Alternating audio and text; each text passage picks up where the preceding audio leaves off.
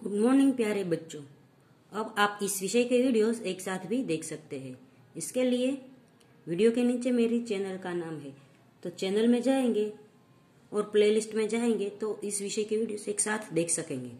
तो बच्चों, पिछले वीडियो में हम सीख रहे थे हिंदी कक्षा 7 द्वितीय सत्र का पाठ नंबर 4 देश के नाम संदेश। आज के वीडियो में हम इस पाठ का अभ्यास सीखेंगे। अभ्यास में सबसे पहला प्रश्न है, प्रश्नों के मौखिक उत्तर दीजिए। तो पहला प्रश्न है, यह पत्र किसने किसको लिखा है? तो उसका जवाब है, यह पत्र किरण ने अपने मित्र हर्ष को लिखा है। पत्र लिखने वाले का पता क्या है? दूसरा प्रश्न है, उसका जवाब है, पत्र लिखने वाले का पता है मातृछाया, ऊंची शेरी, गांव मेसपुरा, तहसील भाभर, जिला बनासकांठा। तीसरा प्रश्न है, पत्र में क्या वर्णन किया गया है? तो पत्र में भारतीय नागरिकों की अपने कर्तव्यों के प्रति लापरवाही और सरकार के प्रति उनके शिकायती रवैये का वर्णन किया गया है। चौथा प्रश्न है, पत्र के अंत में किरण ने हर्ष के परिवारजनों को क्या कहा है? तो पत्र के अंत में किरण ने हर्ष के परिवारजनों को प्रणाम कहा है। दूसरा प्रश्न है, प्रश्नों के उत्तर मौखिक रूप उत्तर दीजिए। तो पहला प्रश्न है, हम दूसरे देशों में उनके कायदे कानून का पालन करते हैं, लेकिन अपने देश में क्यों नहीं? तो उसका जवाब है, में अपने राष्ट्र के प्रति गर्व और सम्मान की पर्याप्त भावना नहीं है। हम अपने देश की व्यवस्था को उचित महत्व नहीं देते। हमारे यहाँ का शासन भी सख्ती से काम नहीं लेता। दूसरे देश अपने देश की व्यवस्था को बनाए रखना चाहते हैं, वे उसमें गर्व महसूस करते हैं। हम भी उनसे प्रभावित होते हैं, इसलिए हम दूसरे देशों में उनके कायदे कानून का पालन करते हैं, लेकिन अपने देश में नहीं करते। दूसरा प्रश्न है, हमारे देश की स्वच्छता की जिम्मेदारी किसकी है? तो इसका जवाब है, हमारे देश की स्वच्छता की जिम्मेदारी स्थानीय प्रशासन अर्थात ग्राम पंचायतों, नगर पालिकाओं एवं महानगर पालिकाओं की है। तीसरा प्रश्न है, हमारे देश के विकास में कौन कौन सी समस्याएं बाधक है? इसका जवाब है, हमारे देशवासी अपने यहाँ के कायदे कानूनों का चुस्ती से पालन नहीं करते। लोग हर खराबी के लिए सरकार को दोष देते हैं। वे अपने राष्ट्रीय कर्तव्य निभाने में रुचि नहीं लेते। अधिकारी लोग भ्रष्टाचार करने में नहीं हिचकते। ये सारी समस्याएं हमारे देश के विकास में बाधक है। चौथा प्रश्न है, देश के प्रति हमारा क्या फर्ज है?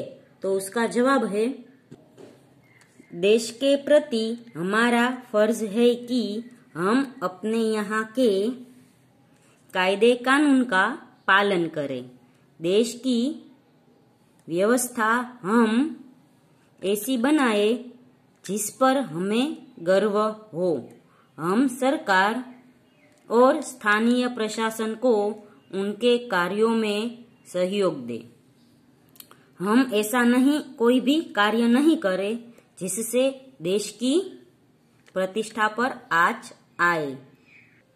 आगे का प्रश्न है, 3 नंबर का, शब्दों को उचित क्रम में रखकर अर्थपूर्ण वाक्य बनाए। तो ये सब शब्द दिए गए हैं, पर यह क्रम सही नहीं है, इसलिए इसमें से कोई अर्थ नहीं निकलता। इसलिए हमें है वो इसको सही क्रम में लगाकर अर्थपूर्ण वाक्य बनाने हैं। तो पहला है, मैं सफाई खुदाई है। तो इसका वाक्य बनेगा अर्थपूर्ण, सफाई में खुदाई है। પછી मेरा महान भारत, तो वाक्य बनेगा मेरा भारत महान। फिर है लेना और दहेज पाप देना है। तो इसका वाक्य बनेगा दहेज लेना और देना पाप है। चौथा है आदर्श भारत को आओ बनाए मिलकर राष्ट्र। तो इससे अर्थपूर्ण वाक्य बनेगा आओ मिलकर भारत को आदर्श राष्ट्र बनाए। फिर प्रश्न नंबर 4 है ऐसे व्यवहार की चर्चा कीजिए जिससे हम देश में अव्यवस्था खड़ी करते हैं एवं देश के विकास में बाधा डालते हैं। तो हमें ऐसे व्यवहार यानी ऐसे कामों की चर्चा करनी है जिससे देश में अव्यवस्था खड़ी हो और विकास ना हो पाए, विकास में बाधक रूप हो।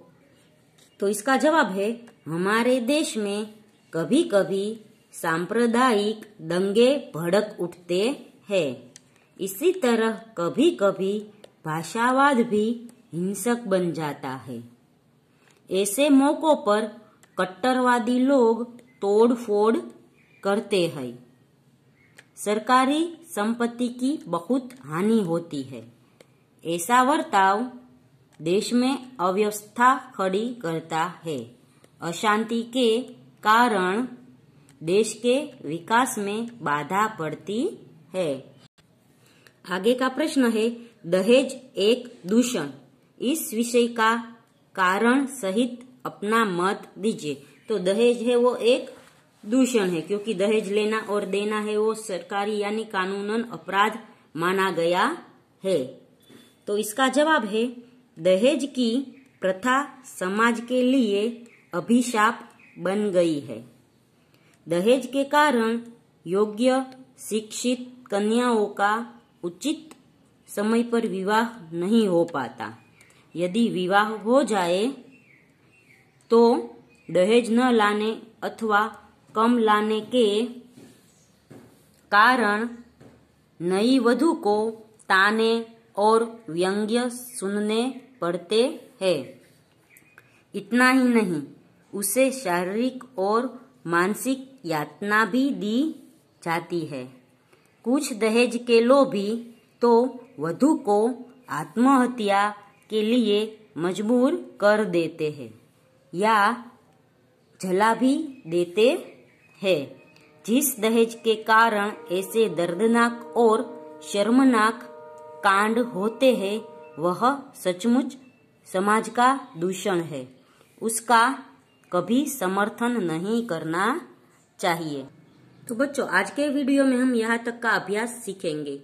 अगले वीडियो में इसके आगे का अभ्यास और स्वाध्याय सीखेंगे। तब तक के लिए गुड बाय, टेक केयर।